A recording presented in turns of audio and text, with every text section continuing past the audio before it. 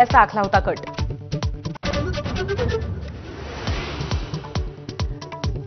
परराष्ट्र व्यवहार संसदीय समितीची आज महत्त्वाची बैठक। परराष्ट्र सचिव विवेक मिस्त्री युद्धबंदीनंतरची परिस्थिती आणि ऑपरेशन सिंदूरची माहिती देणार।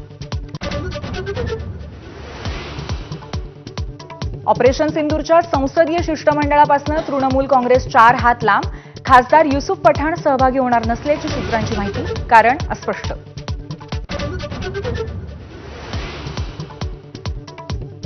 परराष्ट्र मंत्री एस जयशंकर आज 3 देशांच्या दौऱ्यावरती रवाना होणार। नेदरलँड, डेन्मार्क आणि जर्मनीच्या परराष्ट्र मंत्र्यांना भेटणार। चर्चेमध्ये पाकिस्तानचा पर्दाफाश करणार।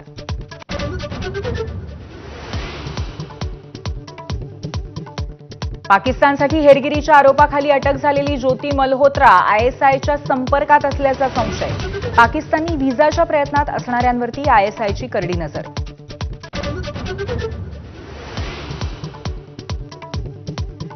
पाकिस्तानी अधिकारी दानिशचा अनेक भारतीय इन्फ्लुएन्सर्सशीही संपर्क। ज्योती मल्होत्राच्या चौकशीत माहिती। ज्योतीच्या फोनमध्ये मिळाले पाकिस्तानी नंबर्स, तर युट्यूबर मैत्रीण प्रियांकाचीही ओडिशामध्ये चौकशी। मदतीचा पुढचा हप्ता देण्यापूर्वी आंतरराष्ट्रीय नाणेनिधीकडनं पाकिस्तानसाठी नवीन 11 अटी। भारताशी वाढत चाललेल्या तणावाच्या मुद्द्यावरही भाष्य।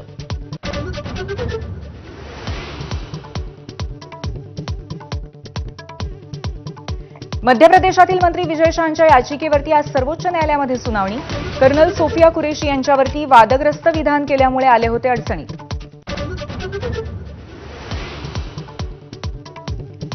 अशोका विद्यापीठाचे प्राध्यापक अली खान महमूदाबाद यांना अटक। ऑपरेशन सिंदूर आणि कर्नल सोफियांबाबत केलं होतं वादग्रस्त विधान।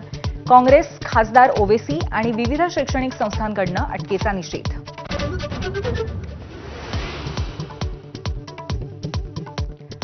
पहलगाम हल्ल्यानंतर काश्मीरची पर्यटन परिस्थिती कोरोनापेक्षाही गंभीर। 90% पर्यटकांकडनं बुकिंग्स रद्द। पर्यटनावरती उपजीविका भागवणाऱ्या स्थानिकांना मोठा आर्थिक फटका।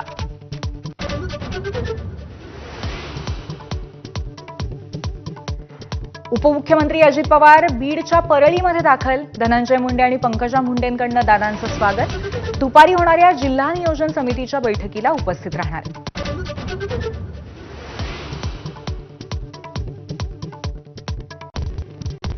संतोष देशमुख हत्या प्रकरणामध्ये जिल्हा विशेष न्यायालयामध्ये आज सुनावणी।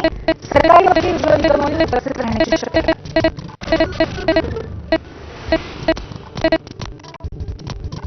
शिक्षक भरती घोटाळा प्रकरण चौकशीसाठी नागपूर पोलिसांची एसआयटी स्थापन। राज्यस्तरीय एसआयटी स्थापनेच्या मागणीकडे मात्र अजूनही दुर्लक्ष।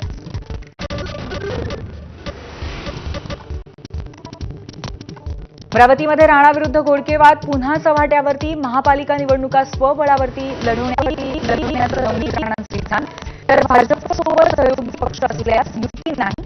राणांच्या युवा स्वाभिमानावरून घोडकेंचा टोला।